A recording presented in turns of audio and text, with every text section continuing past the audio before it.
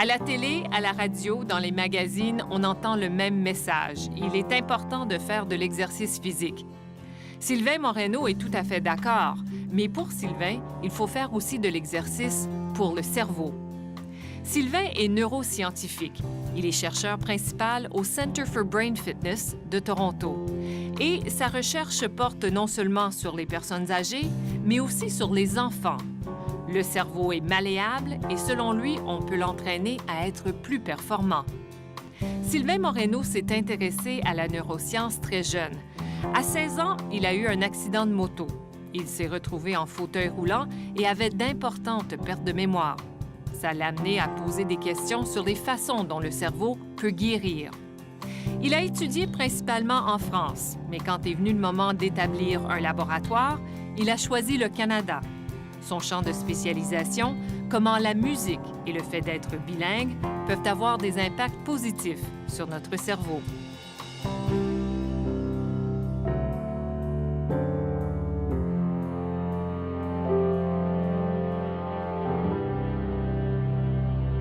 Sylvain Moreno, bonjour. Bonjour.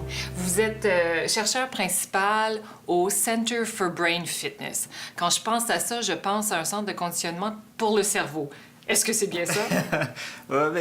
C'est un centre de recherche où on essaye de vraiment comprendre comment le cerveau fonctionne et comment on peut essayer d'améliorer ses capacités. Et comment est-ce qu'on peut essayer d'améliorer ses capacités? Il y a différentes méthodes. Donc, il y a plusieurs chercheurs qui travaillent sur ces différentes méthodes et chaque chercheur a un peu son angle d'approche. Donc, pour moi, l'angle d'approche, c'est utiliser l'art. Donc tout ce qui est par exemple la musique et d'essayer d'arriver à travers la musique, stimuler des zones cérébrales qui vont permettre d'augmenter les capacités cérébrales telles que l'attention, la mémoire, le langage, l'intelligence. Et à travers ces activités qui sont par exemple utiliser des jeux vidéo ou des instruments de musique ou de permettre de motiver nos patients ou les participants dans nos expériences pour arriver à les engager et à augmenter ces capacités cérébrales pour bénéficier de leur vie de tous les jours. Vous parlez de vos patients. Ici, on est au centre Baycrest, hôpital Baycrest. C'est un centre sur le vieillissement. Est-ce que vos patients, c'est surtout les personnes âgées? Moi, en fait, je travaille sur toute la vie. Donc, je commence à travailler avec des enfants qui sont aussi jeunes que 3 ans. Et je vais jusqu'à des patients qui ont 99 ans. Donc nous, ce qu'on essaie de vraiment comprendre, c'est les composantes essentielles de la plasticité cérébrale, donc comment votre cerveau s'adapte. Et on peut arriver à, quand on a découvert ces principes fondamentaux, à les appliquer à n'importe quel âge, en adaptant, si vous voulez, les exercices ou les jeux qu'on fait avec les enfants, par exemple, à l'âge avec lequel on travaille. Donc, quand on travaille avec des enfants de 3 ans, on va utiliser beaucoup de jeux et beaucoup d'activités qui sont très stimulantes. Et plus on avance dans l'âge, plus les enfants ou les personnes arrivent à avoir plus d'attention et donc à se concentrer sur des choses qui sont plus difficiles et plus complexes. Bon, parlons de cette recherche où vous avez étudié la musique et l'impact que ça peut avoir sur le cerveau des enfants. Comment vous vous êtes pris et qu'est-ce que vous avez découvert avec cette recherche-là? Donc nous, ça fait 10 ans qu'on travaille sur ça, donc ça a été d'énormes recherches et des études longitudinales et plusieurs études en fait qui ont été réalisées. Et donc on a passé vraiment le premier aspect du travail a été de comprendre quelles sont les zones cérébrales qu'on peut réussir à stimuler avec la musique. Et dans la littérature scientifique, il y avait quand même des idées que les musiciens avaient une sorte de capacité supérieure. Donc quand on étudiait des musiciens professionnels, on voyait que par rapport à d'autres personnes, ils avaient quand même une meilleure attention, une plus grande intelligence ou des scores d'intelligence plus élevés. Et donc on est parti de ce principe-là. On a dit il y a peut-être quelque chose là qu'il faut peut-être réussir à étudier. Et donc à travers ça, ce qu'on a fait, c'est qu'on a réalisé des études cliniques, c'est-à-dire où on prend des gens qui n'ont jamais fait de musique et on les teste. Et après, on les entraîne pendant une certaine période et on les reteste. Et on essaye de comparer ça. Donc ça, c'est tout ce qui est les études cliniques en médecine classique qui prennent ce format-là. Et on a réussi à découvrir la causalité Donc quel est le principe fondamental qui permet de modifier le cerveau? Et à travers plusieurs études, on a réussi à isoler ces différents principes et on a réussi à créer un entraînement ou un programme de réhabilitation, si vous voulez, qui va permettre de stimuler le cerveau dans ses capacités essentielles. Ces capacités essentielles, c'est ces capacités qu'on appelle les fonctions exécutives, par exemple. Et à travers ça, en fait, on s'est rendu compte que ces fonctions exécutives sont utilisées tous les jours dans n'importe quelle action que vous faites. Alors, vous allez nous montrer un peu comment ça fonctionne. Voilà. OK? Oui, bien sûr. Alors, qu'est-ce qu'on va voir là? Là, on va voir un jeu, en fait, où vous allez écouter des sons et il va falloir que vous arriviez à discriminer quelle note de musique dans le fond sonore.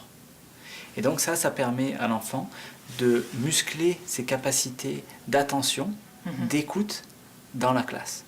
Et ça, ça pourrait m'aider, ça aussi, en fait. On a mesuré ça et on a montré que le cerveau, après cet entraînement, il bloque les sons qui ne sont pas cohérents avec ce qu'il est en train d'écouter. Ah oui. Donc le cerveau l'empêche de les traiter. Mais ça, c'est pas conscient de l'enfant. Le cerveau le fait automatiquement grâce à l'entraînement. You will hear an animal sound in the jungle, and you will have to choose who makes that sound. Listen carefully, because there are lots of sounds in the jungle. Maintenant, le débit est très lent et la musique, le plan n'a pas changé finalement. Voilà. Ça, c'est fait exprès. C'est justement pour vraiment être... c'est créé spécialement pour les enfants entre 3 et 6 ans en fait. Donc ça s'adapte à leurs capacités. Tu vois là par exemple c'est un répété parce qu'on n'a pas trouvé. Est-ce que tu veux essayer de répondre? Ah, le ré, c'était le chat. Oh. Voilà, Ah. tu gagnes des points. Et donc tout est adapté pour les enfants de 3 ans. Même les feedbacks sont toujours positifs. Il n'y a jamais un feedback négatif parce que ça a une valeur négative sur l'apprentissage. Ouais. Donc tout est un encouragement. Donc on a vraiment travaillé énormément sur l'ergonomie pour s'adapter à cette population. D'accord. Et celui-là? L'hippopotame. Oh, mais tu vois, tu as l'oreille musicale, tu me disais que Oui. Ne demandez pas de le chanter, par exemple. Dites-moi, est-ce que ce serait possible de faire ça s'il n'y avait pas la technologie, s'il n'y avait pas un logiciel, une application ou un iPad pour faire ça? On peut toujours faire ça avec, par exemple, un enseignant, mais ce serait un travail considérable parce qu'il faudrait entraîner un enseignant dans chaque ville ou des dizaines d'enseignants dans des dizaines et dizaines de villes pour pouvoir toucher peut-être 1/10 des enfants qu'on peut toucher avec un software qui est sur le net. Grâce à ça, on peut accéder. Quelqu'un qui est dans le nord de l'Ontario, dans une très petite ville, a juste besoin de se brancher sur Internet et il va pouvoir avoir accès à ça. Donc ça donne une liberté et aussi une égalité des chances qui est gigantesque en fait.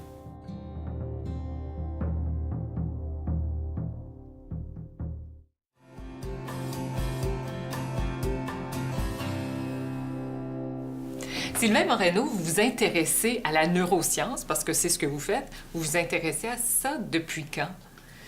C'est assez étrange parce que c'est venu en fait, la première fois que je me suis intéressé à ça, c'est quand j'ai eu un accident de la route, où j'ai eu des pertes de mémoire et un trauma cérébral.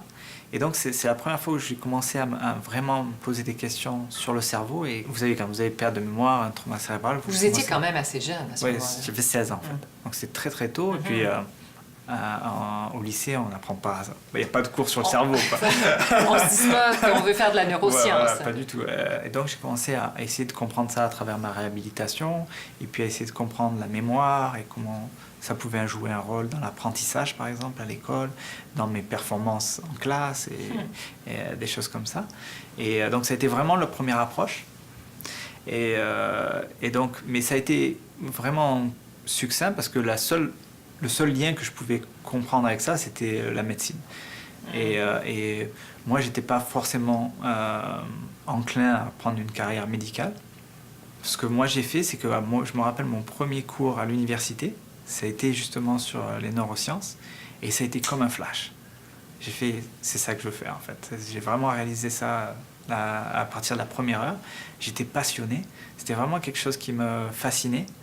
Et donc, du coup, après, j'ai fait des stages en laboratoire, à l'université, et j'étais de plus en plus passionné.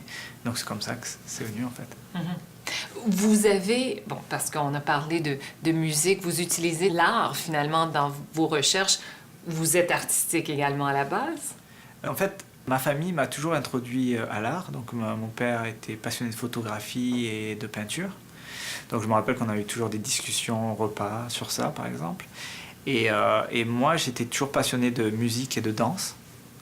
Et donc j'ai toujours été encouragé par mes parents en général d'aller vers ce côté-là, ou au moins de se poser des questions en fait. Et en France, c'est vraiment une part de l'éducation. Moi, je me rappelle que, par exemple, à l'école élémentaire, j'avais une chorale, je faisais partie d'une troupe de théâtre déjà, de la danse. Et à travers ça, je me suis rapproché de cet art-là. Donc c'est vraiment quelque chose qui a toujours fait partie de ma vie. Et donc quand je me suis posé la question de savoir comment je pouvais stimuler le cerveau, et que j'ai trouvé ce lien avec la musique, ça a été vraiment un tada moment. Là. Il fallait que j'aille vers là, quoi. Vous avez fait vos études principalement en France. Qu'est-ce qui vous a amené ici au Canada? En fait, j'ai fait un premier stage d'été, donc j'ai gagné une bourse d'études en 2001 pour venir faire un stage d'été à l'université Carleton avec le professeur Lefebvre. Et j'étais passionné de ça. Ça a été vraiment le déclic sur la recherche. Je savais que je voulais faire de la recherche après ça. Et donc, ça a été un premier rapport avec le Canada qui a été formidable. Comme aussi on dit, tomber en amour au Québec avec le Canada. Et j'ai continué mes études en France. Donc, j'ai fait ma thèse au Centre national de la recherche scientifique à Marseille. Et un de mes évaluateurs de thèse était un professeur de l'Université de Toronto, le Dr Schellenberg. Et en fait, il m'a offert une position après ma thèse. Et donc, je suis revenu au Canada comme ça, quoi. Et j'ai adoré Toronto et l'Ontario. Donc, du coup, je suis resté là après. Et là, ici, vous avez pu monter votre propre laboratoire. Oui, donc ça a été aussi notre chance que le Rotman Research Institute et Baycrest Hospital m'ont donné, c'est de me faire confiance et me permettre d'avancer ces idées nouvelles sur comment utiliser l'art pour permettre d'aider les gens, en fait, et d'augmenter leur capacité cérébrale, ou sinon, dans des cas de pathologie, permettre de se réhabiliter et d'avoir une vie qui est de plus en plus normale. Quand vous êtes arrivé ici, je ne sais pas à quel point vous parliez l'anglais. Est-ce que ça a été un choc pour vous? Ah, ça a été très dur. Ouais. Oui, parce que l'éducation française, c'est tout ce qui est écrit est très, très mis en avant. C'est-à-dire que je pouvais écrire une dissertation en anglais, quoi. Mais tout ce qui est oral est quasi inexistant. Donc je me rappelle discuter avec les gens dans la rue de mon immeuble où j'habitais pour pouvoir améliorer mon anglais, ou aller prendre des cafés, discuter avec des gens pour essayer de... donc au départ, ça a été très difficile. Et donc ça aussi, une des questions qui m'a permis d'aller vers l'étude du bilinguisme. Ben justement, parlons-en, parce que il paraît que si on parle plus d'une langue, c'est bon pour le cerveau, ça. Eh ben, c'est ce que montrent les études, par exemple, de Hélène Bialystok, qui a été aussi une de mes mentors ici au Canada, et qui a démontré qu'en fait, ça permettait de ralentir le processus de vieillissement. Et donc, on pouvait garder les mêmes capacités cognitives, malgré le processus de vieillissement, par rapport à des gens qui parlent qu'une seule langue. Donc, il y a vraiment d'énormes bénéfices. Vous gagnez plus de 5 ans de bénéfices, si vous voulez, qu'on arrive à agir et vivre au même niveau cognitif, plus que des gens qui n'ont qu'une seule langue. Et est-ce qu'il faut s'entraîner à ça, ou c'est juste dans nos conversations et notre façon de vivre tous les jours? Oui, le bilinguisme, c'est vraiment quelque chose qui fait partie quand vous êtes bilingue de tous les jours. C'est-à-dire que vous allez, si par exemple ce qui est dans mon cas, ma femme parle français, donc à la maison on parle français, mais dès que j'arrive au travail, je parle anglais. Et si ma femme me téléphone, je switch directement vers le français. Et ça, c'est le meilleur environnement. C'est-à-dire que quand vous pouvez passer d'une langue à l'autre au fur et à mesure de votre journée, c'est ça qui va vous donner le plus de bénéfices, en fait. On a parlé de l'importance de la musique sur le cerveau et sur l'intelligence et sur le développement du cerveau. Il y a la musique, mais il y a également les arts visuels, n'est-ce pas? Et ça, c'est une œuvre qui en témoigne, je pense. Ben oui, tout à fait en fait, parce que ce qu'on essaye de vraiment développer, c'est comment on peut accéder à ces zones cérébrales qui sont si importantes dans nos vies, qui nous permettent d'augmenter nos capacités cérébrales. Et il y a plusieurs façons d'accéder ou de les stimuler. Donc la musique, c'est l'une d'entre elles, mais il y a aussi le langage, comme on en parlait, mais aussi l'art visuel. Et qu'est-ce qu'on voit ici? Et donc ça, ici, c'est une œuvre d'un des participants dans une de nos études, qui ne savait pas du tout peindre, n'avait jamais fait de peinture. Et après 15 heures de suivi de nos entraînements artistiques, a augmenté ses capacités cérébrales et a réussi à produire cette peinture. Et cette personne elle était tellement heureuse d'avoir participé dans nos entraînements qu'elle m'a offert en fait son travail. Donc je le garde toujours dans mon bureau. Ça me permet de me rappeler de l'impact qu'on a sur les gens et de nous donner du cœur à revendre pour continuer à travailler.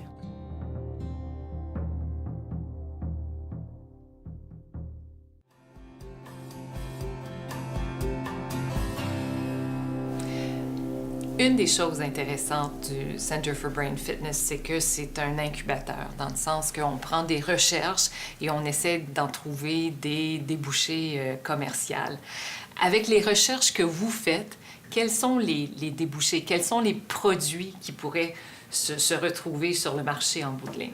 Alors ça, c'était vraiment quelque chose de très important pour moi, parce que ça donne tout le sens à mon travail, c'est-à-dire d'arriver à voir que la recherche qu'on a commencée il y a 10 ans, elle va permettre d'aider un enfant 10 ans après avec un produit ou une solution. Donc l'idée de ce Center for Brain Fitness, c'est vraiment de créer ce lien entre un centre d'exception qui est le Rotman Research Institute, donc un des 5 plus grands centres de la recherche du cerveau dans le monde, et vraiment le lien avec la population, c'est-à-dire les patients à l'hôpital, mais aussi les gens, les Canadiens. Donc ce qui se passe, ça passe par plusieurs étapes. Donc déjà, on a une étape de traduction de la recherche scientifique. C'est-à-dire comment peut-on utiliser ces résultats pour faire bénéficier les gens. Donc un des exemples les plus simples, c'est par exemple, on a créé un programme pour essayer de modifier le cerveau, pour essayer d'impacter le cerveau. Et donc comment on peut traduire ce programme pour que les gens puissent l'utiliser. Donc, par exemple, il y a 50 ans, ce qu'on faisait, c'est qu'on écrivait des livres. Mais là, ça serait très difficile pour expliquer tout un programme, lire. Il faudrait que ce soit des spécialistes qui le lisent. Et donc, l'idée qu'on a eue, c'est de traduire ça en jeux vidéo pour les enfants, ou en software, par exemple, pour les adultes, et pour faciliter l'accès. Donc, d'une, ça nous donne une facilité d'accès, c'est-à-dire n'importe quel Canadien peut avoir accès n'importe où il se trouve, grâce à l'Internet, ou grâce aux tablettes, par exemple avec l'iPad. Et la deuxième solution, c'est qu'on peut avoir vraiment un coût qui est très très très réduit, parce qu'une fois qu'on a créé le software, on n'a plus besoin de faire autre chose. C'est une version électronique, donc il peut se disperser de partout grâce à l'Internet. Donc un des produits qu'on a eu, par exemple, là, qui nous espérons qui va être commercialisé dans l'année qui arrive, c'est un des softwares qu'on appelle Smarter Kids. Et ça, les écoles l'utilisent déjà.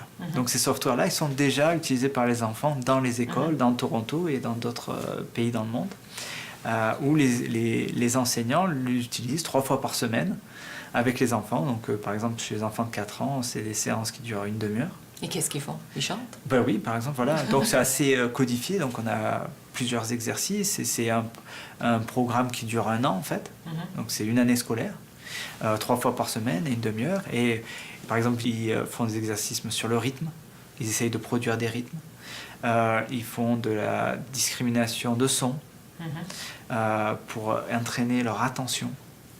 Donc ça, c'est toutes les capacités qui sont liées à comment on peut améliorer leur attention envers les apprentissages comme le langage ou les mathématiques en classe.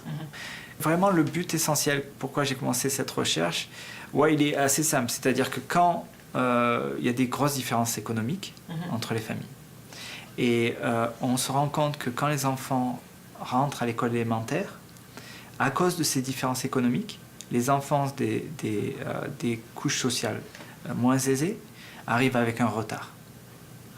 Donc l'idée, c'est d'arriver à donner des contenus d'apprentissage ou l'opportunité à des parents de pouvoir accéder à ces contenus d'apprentissage qui vont permettre de donner les mêmes chances de succès à leurs enfants. Ça me paraît tellement de base, ce que vous dites, par rapport à la musique et chanter, et le rythme et les sons et tout ça. Est-ce que ça vous a surpris lorsque vous avez constaté les changements dans le cerveau quand un enfant chantait ou produisait de la musique quelconque? Mais, oui, dans le sens que on sait qu'il y a un développement personnel à travers la musique, une ouverture d'esprit, une confiance en soi qu'on peut acquérir grâce à ça. Mais il n'y avait jamais eu de résultats scientifiques sur vraiment les capacités cérébrales, c'est-à-dire vraiment la base de tout ce qu'on fait dans toutes nos journées. Et ça, c'est le côté qui a été surprenant. Vous parlez d'un produit comme ça pour les enfants. Je pense que des produits comme ça pour les adultes existent déjà. J'allume ma télé et je vois des pubs à répétition pour un truc qui s'appelle Luminosity. Puis si j'achète, puis si je fais des exercices, je vais être alerte et j'aurai toute ma tête pendant longtemps. Est-ce qu'ils ont une utilité quelconque? Est-ce que ça vaut la peine de les faire? Ben, c'est-à-dire que ces compagnies-là, elles ont eu une démarche qui est un peu différente de la nôtre, ou de la mienne en tout cas. C'est-à-dire que nous, on a passé 10 ans de recherche scientifique dessus. Et on a voulu vraiment s'assurer qu'il y avait vraiment un bénéfice qui était réel. Et avant de construire le jeu vidéo ou le software qu'on a réussi à construire. Eux, ils ont construit le software avant et ils sont en train d'essayer de voir si c'est vraiment un bénéfice. Donc, c'est vraiment une différence de deux choses. Donc, ce genre de solution est basé sur la science.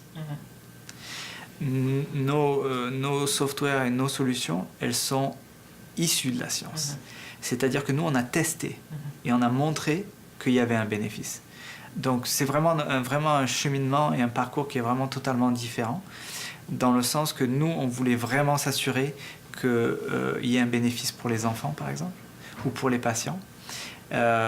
Et on n'était pas lié ou dirigé par le succès commercial de notre entreprise. Vous parlez encore une fois des patients. Est-ce que la démarche qu'on fait auprès des jeunes enfants est la même que vous faites auprès des personnes âgées que vous avez ici au Centre Baycrest? Ben, les principes fondamentaux, oui, mais tout le reste, non. Parce que vraiment, il faut adapter n'importe quel entraînement, n'importe quel programme de réhabilitation à la population elle-même. Donc, même pour les enfants, on va avoir différents programmes. Donc, on a un programme entre 3 et 6 ans, un programme entre 6 et 8 ans, un programme entre 8 et 10 ans. Et pour les jeunes adultes, on a un programme qui est complètement différent. Et pour les personnes âgées aussi. Quand vous parlez des jeunes adultes, c'est des jeunes adultes qui sont en réhabilitation suite à un accident? Non. Ou ça peut être... Ça peut être tout le monde. Moi, je peux améliorer ma mémoire. Voilà, exactement. D'accord. Je ne suis pas une jeune adulte, mais je peux quand même améliorer ma mémoire. Mais les programmes de jeunes adultes c'est très large. Donc, c'est des gens entre 15 ans et 50 ans. D'accord. Donc, c'est vraiment la population qui est la plus large, en fait. Alors, si on revient à la personne âgée, une personne qui a des signes précurseurs d'Alzheimer, par exemple, est-ce que vous pouvez l'aider avec votre recherche? C'est ce qu'on est en train d'essayer de construire, en fait. Là, pour l'instant, on a montré que nos entraînements sont bénéfiques pour les personnes qui ne souffrent pas de pathologie, mais c'est vraiment la prochaine étape pour nous. La prochaine étape, c'est d'aller vers les pathologies et d'essayer de comprendre si on peut améliorer les pathologies telles que l'Alzheimer, MCI, Parkinson, et d'essayer de voir comment on peut modifier les entraînements et vraiment les calquer pour ce genre de pathologie. Vous êtes jeune papa, vous avez 2 jeunes enfants à la maison. Oui. Et ce sont des smart kids, eux autres, qui font de la musique? Il y en a un qui a 1 an, donc il est trop jeune pour le Smart Kids. Mais le deuxième, je l'ai mis tout de suite. C'est votre cobaye? Ouais, c'est une de mes motivations, en tout cas, ouais, c'est sûr, quoi. J'aurais pas conçu pouvoir recommander cet entraînement si mon fils l'avait pas suivi, quoi. C'est vraiment... je pense que c'est vraiment la première étape. Et vous avez reçu du feedback de personnes, de familles qui ont utilisé et qui ont eu des résultats? Ça, c'est vraiment la cerise sur le gâteau. C'est vraiment pourquoi on fait ce travail-là, parce que c'est quand on a un feedback positif, c'est extraordinaire. On a eu Ouais, un des exemples qu'on a eu, c'est par exemple une famille avec un enfant qui avait des retards de développement et qui se posait vraiment beaucoup de questions et qui était vraiment paniqué par savoir dans quelle classe on va pouvoir le mettre. Ils avaient le souhait de le mettre dans une section entre guillemets normale, c'est-à-dire le cursus régulier. Et donc on a fait suivre l'entraînement Smarter Kids pendant 1 mois. Et l'enfant, avant l'entraînement Smarter Kids, ne pouvait pas accéder à ce qui était le cursus régulier. Et après, a réussi à pouvoir intégrer une classe normale. Donc ça a été vraiment un accomplissement pour mon équipe et moi-même. Et la famille est venue nous remercier. Ils ont traversé le pays en avion pour venir nous remercier. Donc c'était vraiment un grand accomplissement de tout ce travail. Même si on arrive à aider juste un enfant, on compte plus les années après. C'est vraiment quelque chose de spécial. Sylvain Moreno, merci beaucoup. Merci beaucoup.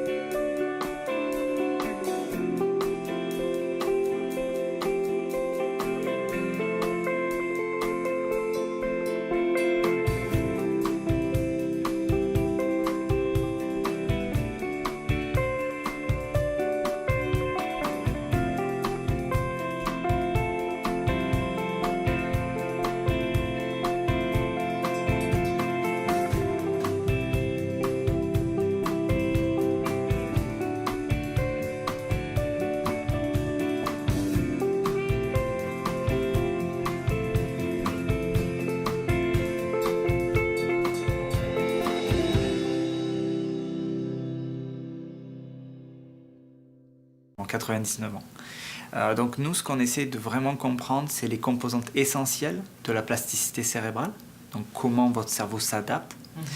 Et on peut arriver à, quand on a découvert ces principes fondamentaux, à les appliquer à n'importe quel âge, en adaptant, si vous voulez, les exercices ou les jeux qu'on fait avec les enfants, par exemple, à l'âge avec lequel on travaille. Donc, quand on travaille avec des enfants de 3 ans, on va utiliser beaucoup de jeux et beaucoup d'activités qui sont très stimulantes.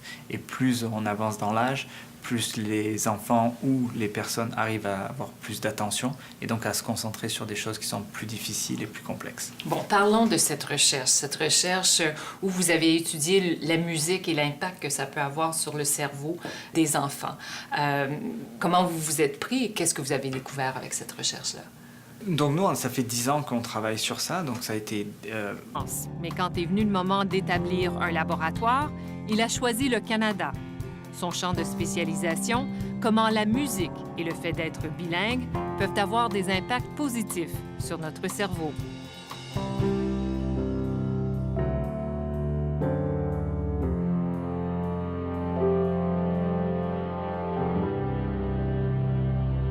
Sylvain Moreno, bonjour. Bonjour. Vous êtes chercheur principal au Center for Brain Fitness. Quand je pense à ça, je pense à un centre de conditionnement pour le cerveau. Est-ce que c'est bien ça? C'est un centre de recherche où on essaye de vraiment comprendre comment le cerveau fonctionne et comment on peut essayer d'améliorer ses capacités.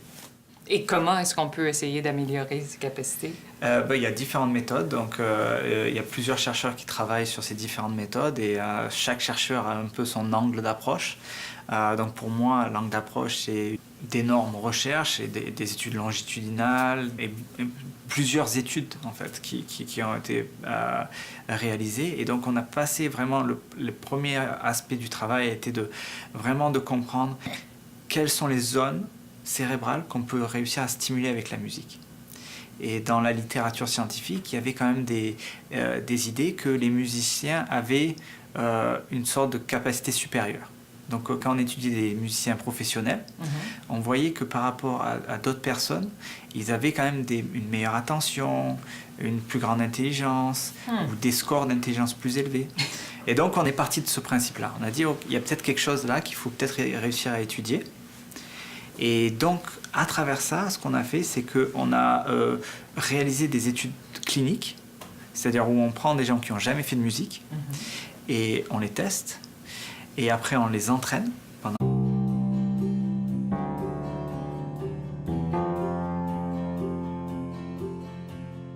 À la télé, à la radio, dans les magazines, on entend le même message. Il est important de faire de l'exercice physique.